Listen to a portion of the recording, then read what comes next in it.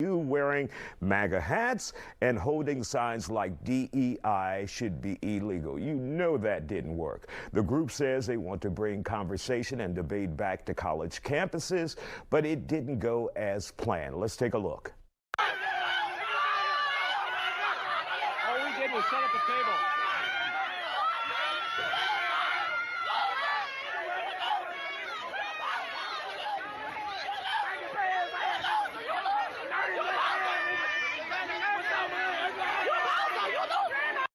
Well, that went off the rails. Those students, they were not having any of it.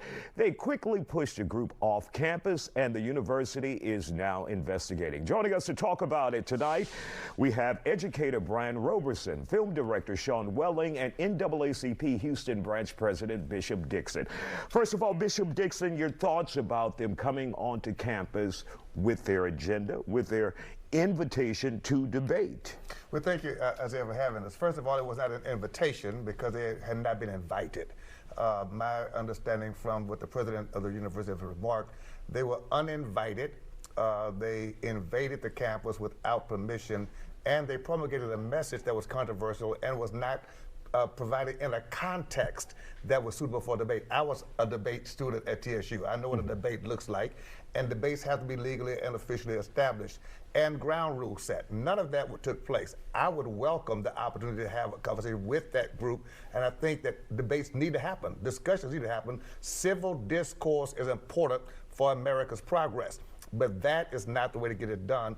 I also want to suggest that leaders are going to have to tone down the hate rhetoric, and someone responsible with influence should be saying to students like those and others that that's not the way we're going to advance our conversation. It's got to be done with civil respect, mutual respect, and order if we're going to make progress. All right, Sean, do you think this was to stir the pot by these individuals who have showed up on the college campus? What? Let me back up. You said that it didn't go as planned. I think it actually went as planned. I agree. I think these two are goofs, and we wouldn't really be talking about this without Turning Point, which I'm a big fan of Charlie Kirk. Didn't agree with everything he said, but I really love the passion of that man and was really torn apart by what happened. But this is two goofs. This is Beavis and Butthead trying to pretend like they're on an agenda to create opportunity to converse. Look at their signs. I mean, they didn't even take time out to do their signs. They didn't agree with what the sign said. They were very inflammatory. They took a marker and wrote on and said, okay, let's try to get some attention. And I didn't appreciate it. Like you said, this is not the time for campuses to have strangers waltz in uninvited and do this kind of thing. It's just not right. Does it hurt what Charlie Kirk tried to build, open dialogue, according to some? Charlie Kirk was like the Godzilla of talking, communicating, bringing people together, opening up. Now, these are like little ants, so it means nothing. Absolutely, we can separate the two between people who are imposters and the real thing. So I don't think it affects it at all. All right, Mr. Roberson, your thoughts about what we have seen in that video and what's going viral now? I take it from the educational. I've worked in K through 12, and I now work on a college campus. I look at it from the security standpoint. They weren't invited. They showed up. They trespassed. The gentleman, by his own account, he was setting up his table. On a college campus, I believe in freedom of the speech. I went to Lamar University, got a degree in communications there, and then started on a master's degree at TSU. Didn't quite finish there, but I finished elsewhere. I believe in the freedom of speech, but when you go on a college campus, it's not about the people, it's the process. You have to communicate with that institution. You have to let them know, you have to fill out the forms. They will tell you the designated spaces that you can be on. So for you to just, in this case, pull up on a campus with your own agenda, that's not protected, and inciting potential violence with your rhetoric in a place where you know it's not welcome, they soon found out. All right. Messed around. Bishop Dixon, do you think this was about inciting those students and hoping to go viral, social media?